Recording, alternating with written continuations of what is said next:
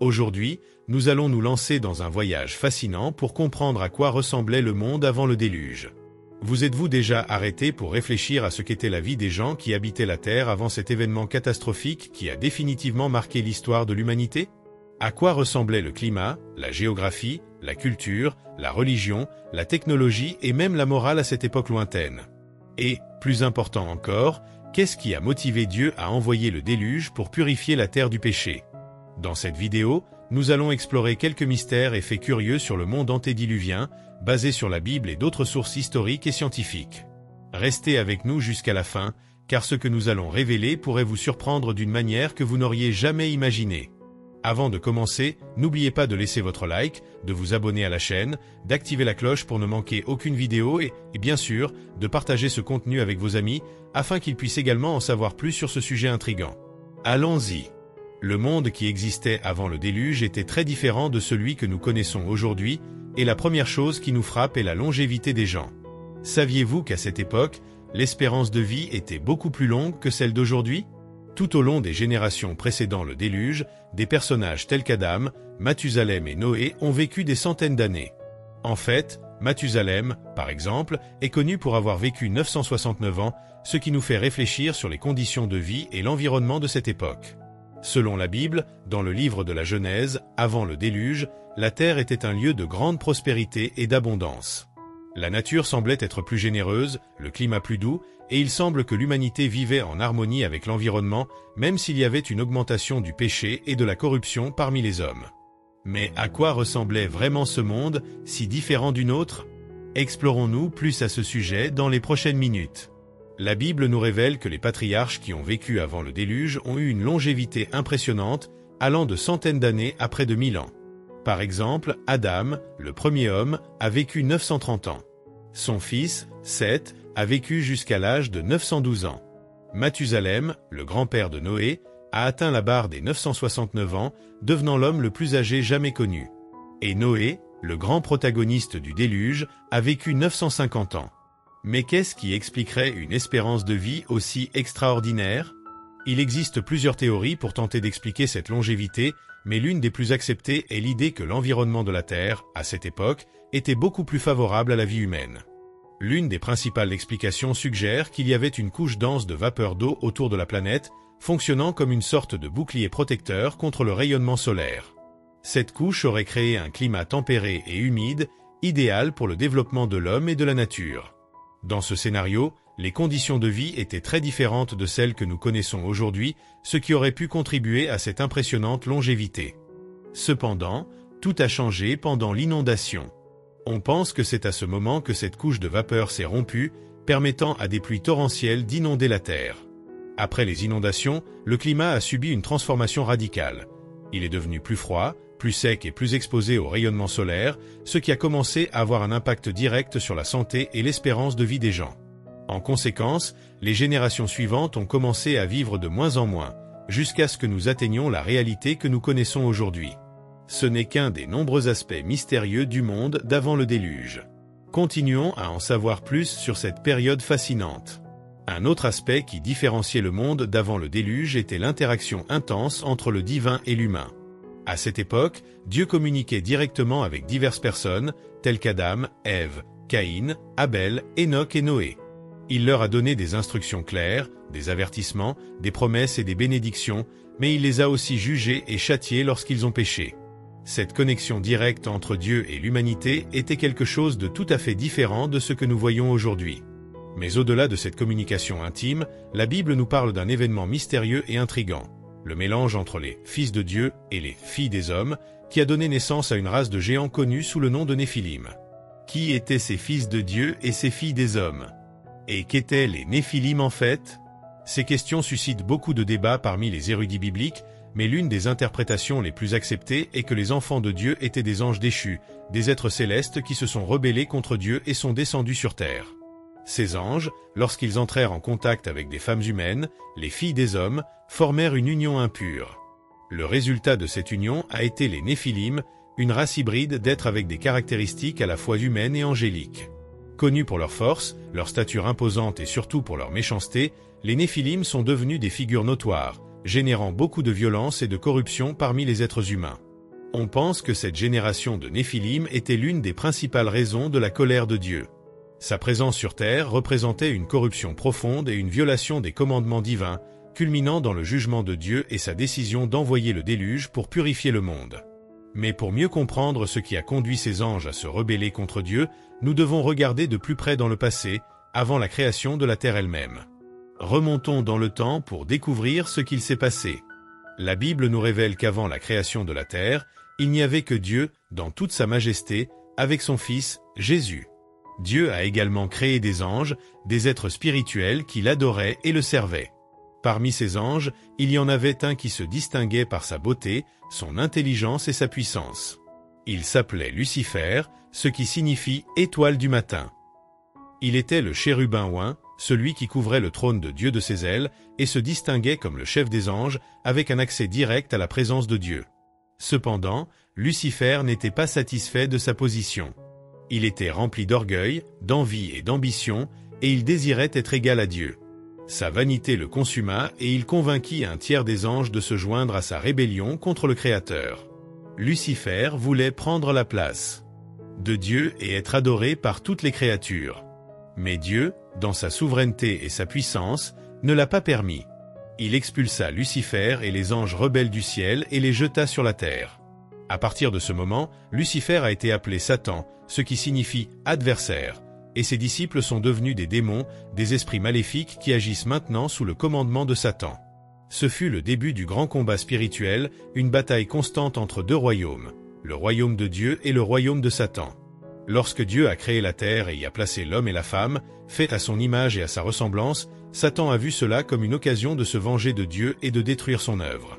Il en est venu à considérer la terre comme son domaine et a vu Adam et Ève comme des envahisseurs. Pour corrompre l'humanité, Satan a utilisé le serpent, l'un des animaux les plus rusés que Dieu ait créé, pour tromper Ève et l'amener à douter de la parole de Dieu. Il mentit, disant que si elle mangeait le fruit défendu, elle deviendrait comme Dieu, connaissant le bien et le mal. Séduite par le mensonge de Satan, Ève mangea du fruit et le donna aussi à l'homme qui était avec elle.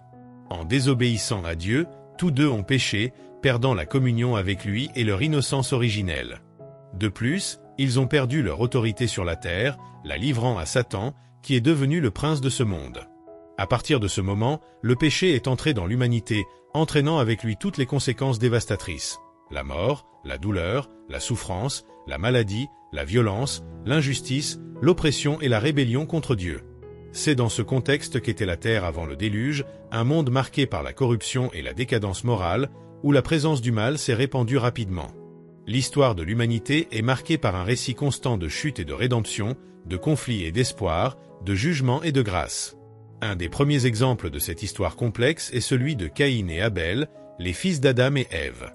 Ces frères, bien qu'ils soient nés de la même lignée, avaient des attitudes très différentes envers Dieu. Abel était un berger et d'un cœur sincère, il offrait à Dieu les meilleurs animaux de son troupeau en sacrifice. Caïn, quant à lui, était un agriculteur et offrait les fruits de la terre, mais sans la même disposition de cœur. La Bible nous dit que Dieu a été satisfait de l'offrande d'Abel, mais n'a pas accepté celle de Caïn. Cela généra une grande colère et une grande jalousie chez Caïn, qui ne savait pas comment gérer la correction divine, et dans un élan de colère, tua son frère Abel sur le terrain. Dieu, qui est omniscient et juste, savait exactement ce qui s'était passé et a demandé des comptes à Caïn pour son acte. Il demanda « Où est Abel, ton frère ?» Caïn, avec arrogance et tromperie, répondit « Je ne sais pas, suis-je le gardien de mon frère ?»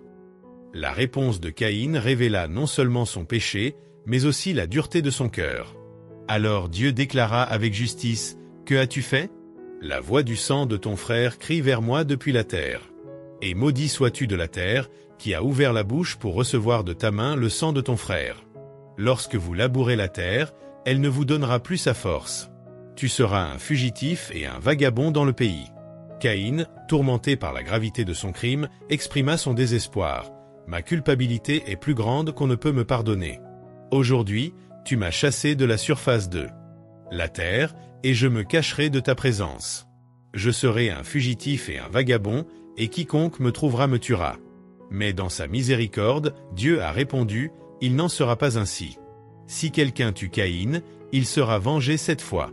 Ensuite, le Seigneur a mis une marque sur Caïn pour le protéger, s'assurant que personne ne lui ferait de mal. Caïn quitta alors la présence de Dieu et alla vivre dans le pays de Nod, à l'est d'Éden. Bien qu'il fût un meurtrier et un fugitif, Caïn n'était pas sans descendance. Il a épousé une femme, peut-être l'une de ses sœurs ou nièces, car Adam et Ève ont eu de nombreux fils et filles tout au long de leur vie. De leur union, Caïn a eu un fils nommé Énoch et a fondé la première ville de l'histoire, en la nommant d'après son fils. Cela montre que, malgré son péché, Caïn possédait des compétences constructives et organisationnelles. Les descendants de Caïn se sont multipliés et se sont distingués dans plusieurs domaines. Jabal était le père des habitants des tentes, devenant l'ancêtre des nomades. Jubal était le père de tous ceux qui jouent de la harpe et de la flûte, étant un pionnier de la musique. Tubal-Caïn excellait en tant que maître dans tous les ouvrages de cuivre et de fer, et Nama, la seule femme mentionnée dans la lignée de Caïn, est commémorée, bien que l'on sache peu de choses à son sujet. Ainsi, même au milieu du jugement de Dieu sur Caïn, nous voyons que l'humanité a continué à s'étendre, avec des gens qui, malgré la chute, cherchaient toujours à construire et à créer. Ce récit nous montre comment l'histoire de l'humanité est remplie d'échecs et de rédemption, de péché et de grâce, depuis les premiers jours après la chute en Éden jusqu'aux temps qui précéderont le grand déluge. Les descendants de Caïn montrent comment l'humanité a commencé à s'étendre et à se diversifier, en développant des professions et en faisant les premiers pas vers la formation de la civilisation. Cependant, ces mêmes descendants révèlent également comment l'humanité s'est éloignée de plus en plus de Dieu, se livrant à l'idolâtrie, à la violence et à l'immoralité. Un exemple clair de cette dégénérescence morale est Lamech, fils de Tubal-Caïn, qui est devenu le premier polygame de l'histoire, prenant 2 épouses, Ada et Zilla.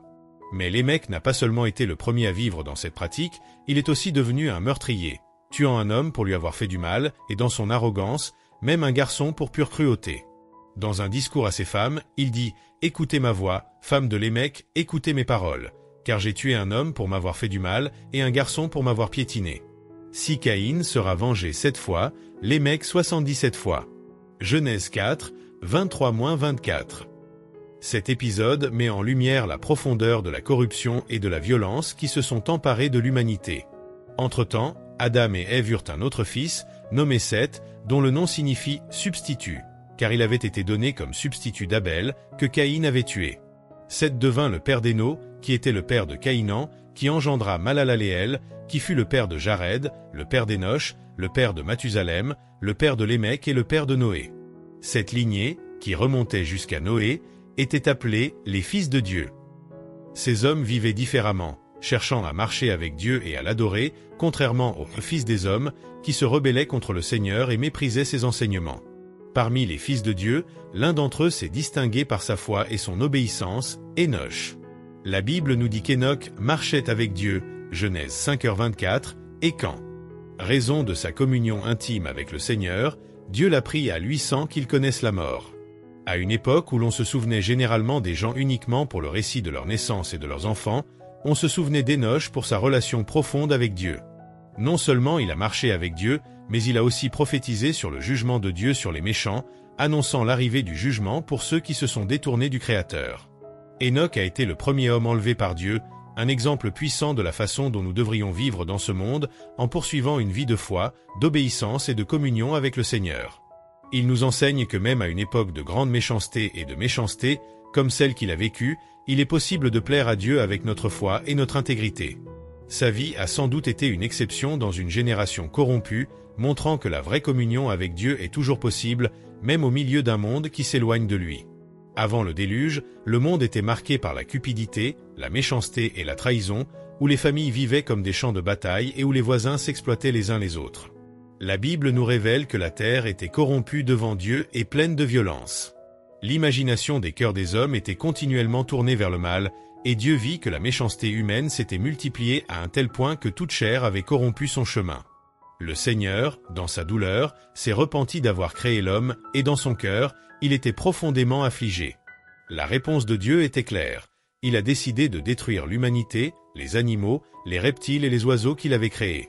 Mais même dans ce contexte de décadence et de dégradation, il y avait un homme qui a trouvé grâce aux yeux de Dieu, Noé.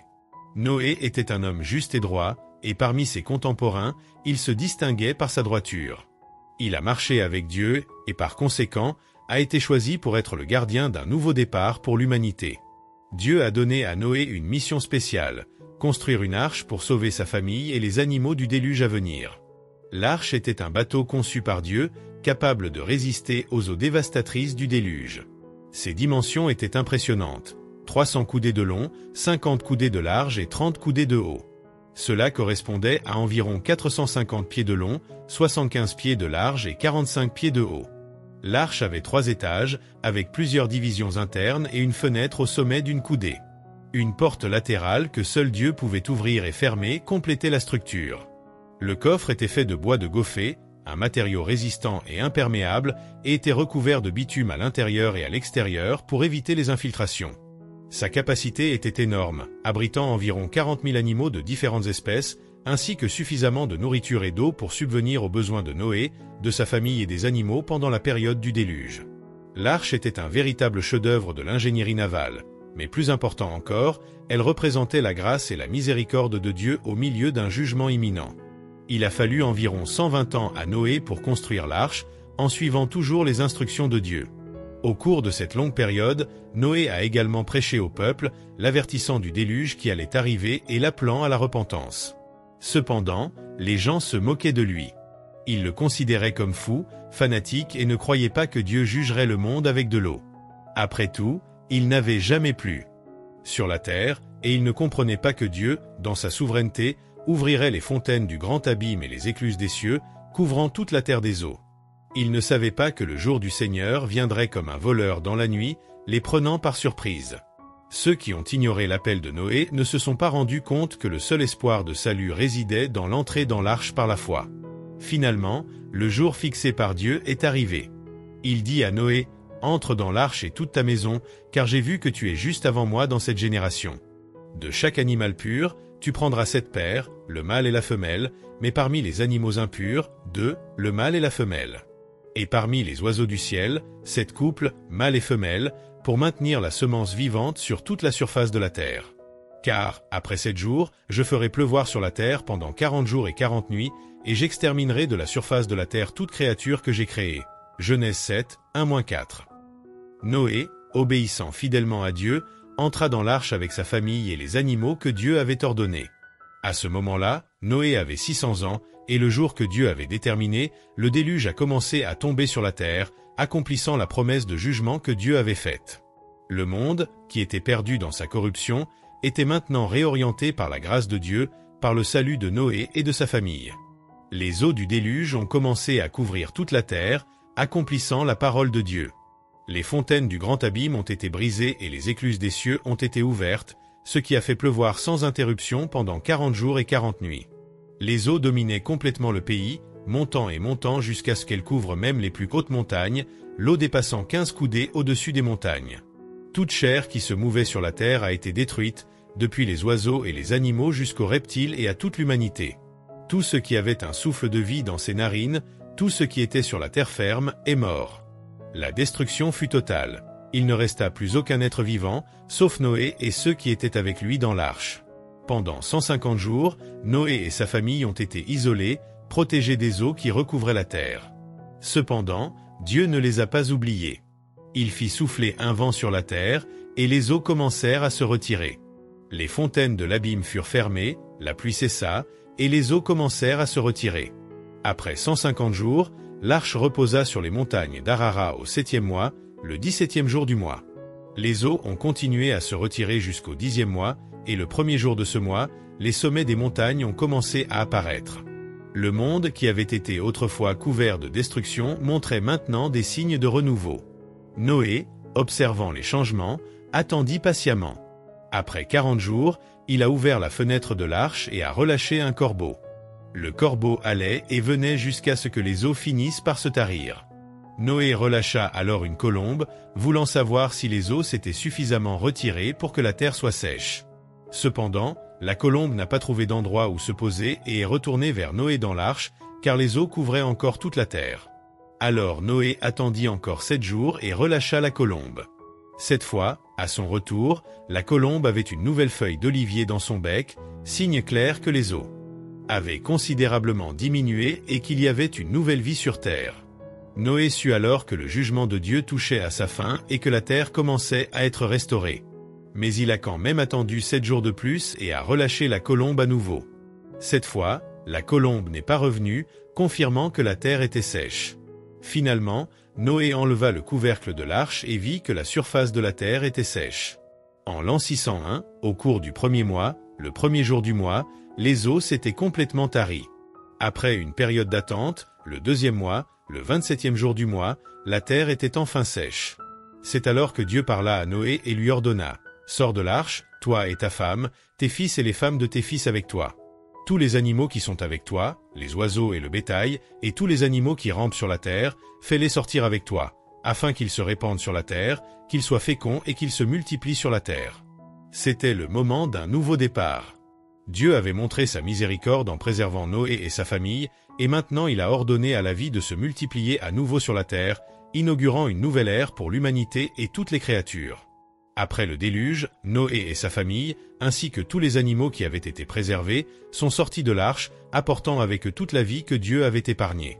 Noé, avec une grande révérence et gratitude envers Dieu, construisit un autel et du meilleur de sa création, offrit un holocauste à Dieu.